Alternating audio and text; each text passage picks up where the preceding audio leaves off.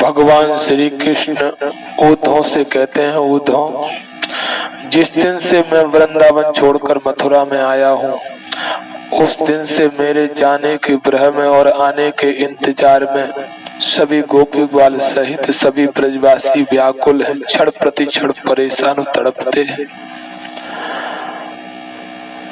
उद्धव जाते वक्त मुझसे उनने पूछा था कि आप कब आओगे, और मैंने बोला था कि मैं परसों आऊंगा। जिस माँ ने मुझे पाल पोस करके बड़ा किया, उस मैया से भी मैंने झूठ बोल दिया और मैया से कह दिया कि मैया मैं परसों आऊंगा।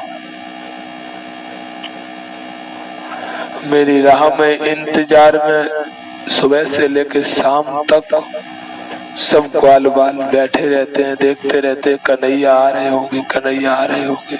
जब राह में अंधेरा हो जाता, जब कहीं कुछ दिखाई नहीं पड़ता, तो गोपी ग्वाल सब पहुंचते हैं, मैया जसोदा से कहते हैं कि माँ कन्हैया आ जाओ ना आयो। उद्धव, मैंने मैया से भी झूठ बोल दिया था, बोला था कि मैं परसों आ जाऊंगा।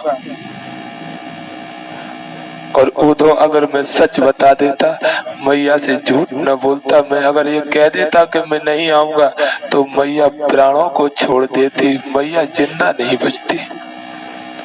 किसी की प्राणों की रक्षा के लिए झूठ बोलना अपराध नहीं है।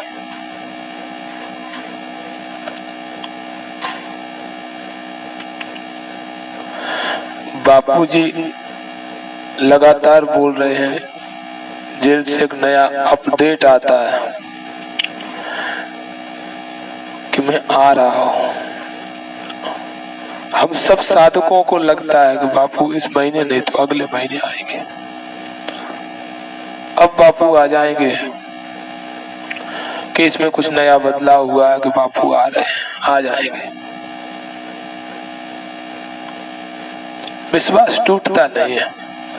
9 वर्ष से भी ज्यादा हो गए, लेकिन हमारा सबका दृढ़ संकल्प और विश्वास इतना मजबूत है कि वो टूटता ही नहीं है।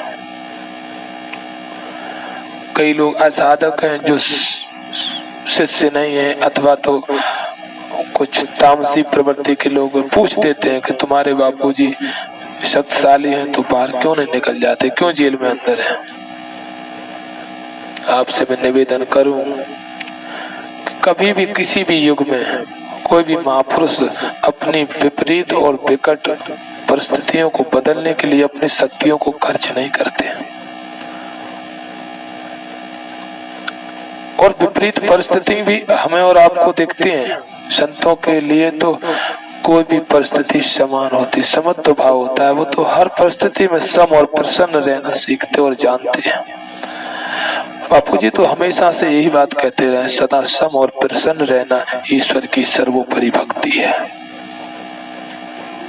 हम सबको ये सिखाया है। श्री कृष्ण को उद्धव से तो कहना पड़ता है कि गोपी वालों को समझा दो, कुछ ऐसा सुना दो ताकि उन्हें मेरी याद ना आए। लेकिन बापू जी तो जिस दिन से मंत्र दीक्षा दी है, हम सबको एक ही बात बता रहे हैं कि ऐसा अनुभव होता है हम सबको, बापू जी सदा मेरे साथ हैं, हमसे कभी दूर नहीं है। ये अनुभव होता है। कई साधकों को कभी या संसारिक व्यक्तियों को ऐसी शंका रहती है कि शक्तिशाली होते तो बाहर आते। सीता जी के पास बहुत शक्ति थी, अपार शक्ति का भंडार थी माँ सीता। अगर रावण को ठीक से देख लिया होता कभी सीता जी ने एक निगाह से, तो रावण वहीं जलकर खाक हो जाता, बचता नहीं। वो शक्ति का भंडार, वो शक्ति का पुंज थी सीता माँ। तो सीता ने करीब 435 दिन लंका में रही, लेकिन रावण की ओर देखा भी नहीं। उन्हें पता था, शक्ति का अंदाज भी था। कभी भी आंख उठाकर रावण की तरफ नहीं देखा। अगर कहीं देख लिया होता तो रावण वहीं चल के खाक हो जाता। और वैसे भी मैं आपको बता दूं कि सीता को हरने वाला ये रावण सबसे छोटा रावण था। आनंद रामायण में 3 रावणों का उल्लेख आया है। एक रावण, एक अहिरावण और एक महारावण। रावण को राम जी ने मारा, अहिरावण को हनुमान जी ने मारा, और जो महारावण था उसको सीता जी को मारना पड़ा। जब पुष्पक विमान से राम लक्ष्मण सीता जी आ रहे थे अयोध्या की ओर, जब अहिरावण ने प्रहार किया, हमला किया, तो निशस्त्र थे राम और लक्ष्मण। उस समय भाला उठाया सीता जी ने और विकराल रूप रखा, जिस रूप का नाम भद्रकाली पड़ा, जो गुजरात में आज भी पूजा होती। मैं देख के आया हूँ कई बार, गुजरात में भद्रकाली की पूजा होती है। वो भद्रकाली रूप माँ सीता का है, और भाला उठा करके विकराल रूप लेकर के वो महारावण को वहां पर वध कर दिया। और सीता जी की शक्तिशालिता पर तो किसी पे भी शंका नहीं होनी चाहिए। बचपन से ही उनने ऐसे कुछ चमत्कार किए हैं कि वो इस बात का सिद्ध करती है कि सीता कोई साधारण नारी, साधारण स्त्री नहीं थी।